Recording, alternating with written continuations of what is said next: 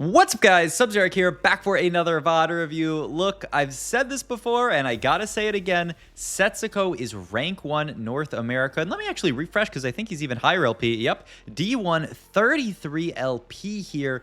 The crazy thing is he is gapping the rest of the server. You can see Solus, Wasian, these are the only players who've even passed D4, and Setsuko is D1, almost masters. And I mean, you scroll down a bit, there's a ton of people who haven't even hit Diamond at all yet. I mean, there's 11 people in Diamond right now, and Setsuko is almost to master tier, which is crazy. The other really thing that is interesting looking at his match history is you can see, looking at his top carries, they actually differ a lot from the other people. The one that really stands out to me here is that there's Vex here, and if you go all the way down, you see Prestivant and Michael, the only people down at rank 11 and 12 who are playing around this Vex unit. It's a very Setsuko style way of playing the game, going fast 9, playing around this Vex. It makes a lot of sense that this is what he's doing, but it's interesting because it's not what a lot of other people are doing. And the other thing that's interesting about this type of playstyle is that it makes a lot of sense post B-Patch. If you guys are not aware, B-Patch dropped a few hours earlier today. I was actually in the middle of a tournament when the B-Patch dropped, which was absolutely crazy. Played day 1 on the regular patch, or day 1. Played game 1 on the regular patch, game 2 on the B-Patch, where they accidentally pushed a change that made anima completely broken in a bad way. It was forcing you to cash out on 100 every single time. And then game 3, by then they had fixed anima, I believe, which is just, I mean, shout out to Riot for getting that fixed so quickly, and shout out to Riot for, putting out a B patch like that. I think this is one of the most balanced launch patches of all time, and they're just making it even better by, tweaking the little stuff like nerfing Victor a little bit, making it a lot harder for people to hit 3-star 4 costs. And one of the things that happens when you make it harder to hit 3-star 4 costs is the way to cap out games now is going fast 9. If not everybody is, trying to go for like Corky 3, Nami 3 and winning out games, then you can just go fast 9 and use that to win games. And that's perfect for Setsuko style. First augment here, Patient Study, Treasure Hunt, Apotheotic Forge here. There's a lot of good Apotheotic Forge options, stuff like Ari's Aura and the Echoes one, actually. Both of those are really good on the Mighty Mech comp. You put them onto ASOL. Though that comp was nerfed pretty hard. I think it is like definitely like no longer S tier, probably like A/B tier, and really needs these kind of like things like the Apotheotic Forge to actually get to a spot where you do really well with it. You could look at Apotheotic Forge and look at slamming items onto Talon here. I think that would be my default from this spot here. I don't think it's ever Treasure Hunt in this spot here. I don't think Patient Study... And Patient Study is a fine econ augment, is the big upside to it. He's going to roll that first, actually, then roll Treasure Hunt, it looks like. He does see Warpath here. And yeah, he's just going to yoink off the Patient Study here in this spot. He's just going to say, you know what? Patient Study, a good enough econ augment in this place here. Even if I'm looking at potentially win streaking here, now that I have the Briar, we can actually just play 3 Primordian here, potentially even win streak here, but if we lose a few fights, who really cares, right? We have Primordian here, we're gonna get a bunch of gold out of that, and we're gonna kill a lot of units here. This is the interesting thing about Setsuko's opener here is, Primordian, I think a lot of people think of this as like a lost streak, even, sometimes like full opener. Just use it to generate gold and die, take a bunch of damage, but it's fine because you are going to be able to, have a ton of gold to play your game with. And Setsuko's doing that to some degree here, but he is holding on to the Talon 2 here. I wonder if he's looking at potentially even like selling this guy off later, just so that he can get full value out of the Patient Study, because you can certainly play this win streak. This is actually going to be a win for Setsuko, which I think is going to trigger him to go back into win streak mode and field the Talon, though. We'll see. Yep, I think this makes perfect sense. You know what? We lost the first fight. We can say we can int a little bit, but then after we win the second fight, okay, now we're back into win streak mode. Player on this Talon. This Talon guy, I've talked about this, especially in my Tactician University group sessions. This Talon guy in the early game is a monster. Rogues in general in the early game are kind of monstrous. Now, we're probably not going to be able to beat this level 5 aura farming board here, which is kind of crazy. Probably not going to win that fight, but that's okay. We can still go into ASOL here, doing pretty well. Just immediately going to grab the trait quest here. I think this makes perfect sense. It's an emblem, and Soraka is some HP sometimes. It's an item. I don't think anything Soraka has can compare to the power of getting an emblem on ASOL. And it's also that Soraka's boon is just pretty mediocre. Just getting a little bit of extra HP, when you think about it, it's so small, especially when you even compare it to stuff like Varus boon. So I think it makes perfect sense. Go down the path of ASOL.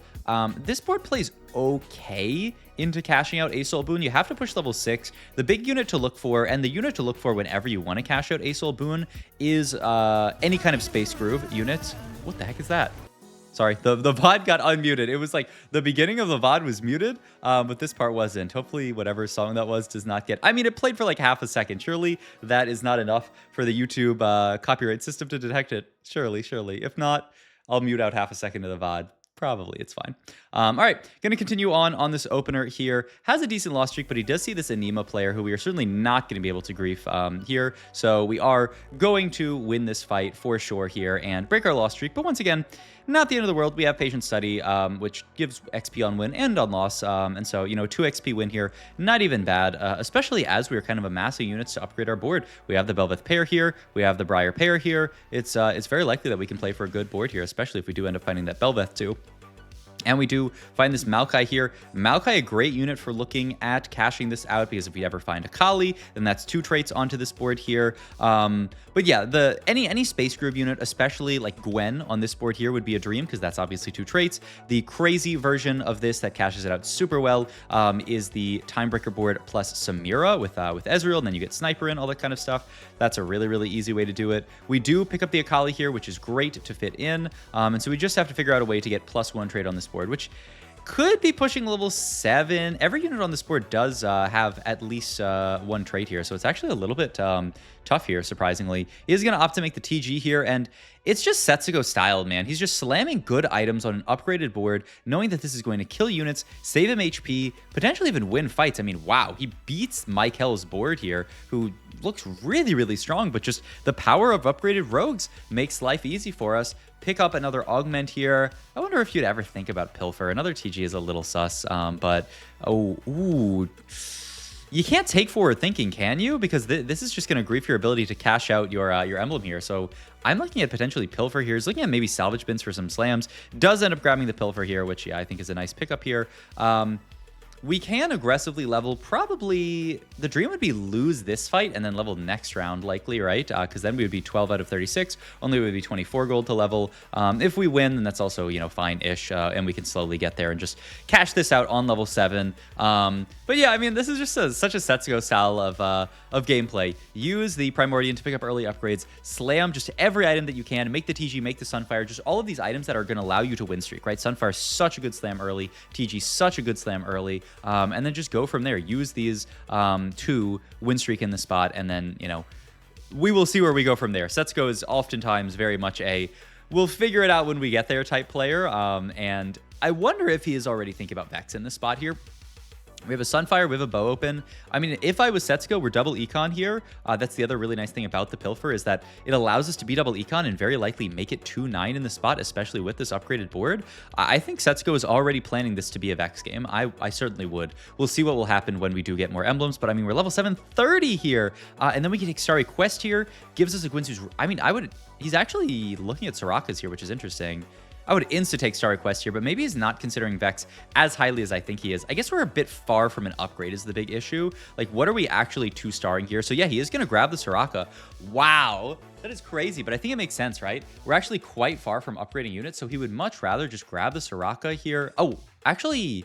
he took too long, so we got Aesol Quest. He definitely tried to grab Soraka there, but actually took too long and it gave him Aesol. I think his idea, though, is that he wanted to play for, just the insta spike on the board. He wanted to make Redemption, make his board a lot stronger with that slam, and he knew that starring up unit was going to take a really long time, but getting an item slam here was going to help his board a lot. I really like the Gwynsu slam here because it makes it really easy for us to play into Vex. We get Voyager +1. He thinks about reforging it. He does have 2 Reforgers, one off Aesol, one off just playing TFT, but it's pretty reasonable to just hold on to this and fit just any Karma on your board late game and then play, Karma plus Jhin and cap out very, very nicely. I will say, as I found out in my tournament today, and as I've honestly learned this lesson multiple times, which is always a good sign when you learn a lesson and then have to learn it again.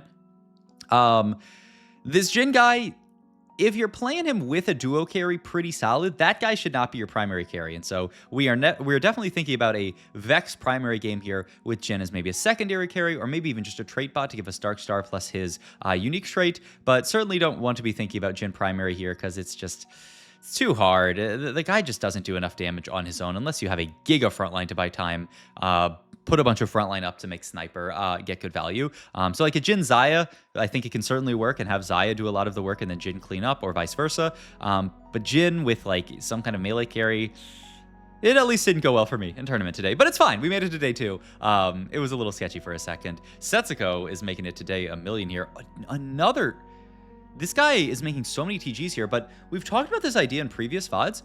TGs are really, really good when you are looking at fast 9 here, because you have a million units you can carry on this fast 9 board. You can throw items onto Vex, you can throw items onto a Morgana, you can throw items onto, a Bard, you can throw items onto a Jhin, like we talked about. There's so many units that can hold all these items. That was kind of, ooh, hello. That was kind of weird. But there's so many units that you can itemize on this board that it makes a lot of sense. What do we take here? I would not feel bad about taking econ here. New recruits obviously broken this entire set. Just does cause you to spend a little bit more here. I mean, I would default to this. I am not that comfortable with taking a bronze for... Oh, is it really going to be some kind of woke bronze for life? I mean, Setsuko is the bronze for life guy. He does so often take this augment and do good work with it. He is going to roll it and then just take jail. Okay. I think this makes a lot more sense just because, I mean, a lot of the 5 cost this game, this set even, are, traitless or very low trait. I don't know of a crazy, fast 9 bronze for life board. Obviously, like, Victor board does quite well, 8 traits in with 8 units, or with 7 units, really. So that can get really good bronze for life value. There are a decent amount of boards that get good bronze for life value, but fast 9 boards, I don't really know. And jail makes a lot of sense here. It has really good value with the TGs. The TGs provide you a little bit of spell crit, or a little bit of crit that gets turned into spell crit via Jeweled Lotus. It also means that we aren't going to be forced to make something like a JG onto our Vex here. Vex really, really likes having her ability crit, but she doesn't really care that much for building like AP. You don't really want to build like a death cap onto her. You really like a JG Guardbreaker here. This kind of allows us to skip that JG Guardbreaker and go straight to something like a Gunblade out of this rod, which I think feels really, really nice. Could even end up being a death cap if it has to be, though. I mean, she doesn't care that much, but the idea is that she already gets a lot of AP from her Doomer trait, and so you don't really need extra from that. Level 9 quest, Chef's Kiss, beautiful. Setsuko was planning this from the start. There's a very good chance that you hit the level 9 quest here, and now we're gonna have a ton more gold to push 9 with, so just a beautiful spot to play fast 9. I mean, Aesol really good to go fast 9 in, Ari another one who really helps you go fast 9, these type of portals, and oh my god, he's gonna go 9 here at 4-5 just to pivot the board. Look at this pivot, by the way, rolling down very quickly. Setsuko style is gonna skip the graves here. One of the things I love about players like Setsuko is how he knows this quickly that he's like, I'm not gonna play graves, but I am going to play Sona on this board. Like, making these choices that quickly, going to actually item hold the Sona here, move the TGs around. I mean, what a beautiful pivot. I wonder if it's enough to win this fight, though. We are going to lose because we are fighting a Mighty Mech player, so unfortunate that we end up losing the fight. But we get a great board in. I mean, just a beautiful pivot. And now he has all of this time left to find the rest of his board here. He can get the Rost in on this board. Is going to move items over to the Vex. Yeah, I was wondering why we were itemizing Sona, because honestly, I think Vex 1 is probably better than Sona 2 here. They did buff up Sona a little bit in the B patch, but I am still not too keen on her as a main carry here. But we have the Shen 2 to provide a little bit of extra frontline, some utility here. The Vex will do pretty good work, and once we find the Vex 2, we will really be popping off. But I mean, you can see even Vex 1, 8,000 damage. Yeah, this unit is pretty good, and she is just, if you were ever fast 9ing, this is the unit that you must play around, because she is just so much stronger than all the other AP carries. He's actually looking at this option, but yeah, I like this option a lot better. That's an interesting call. Wow.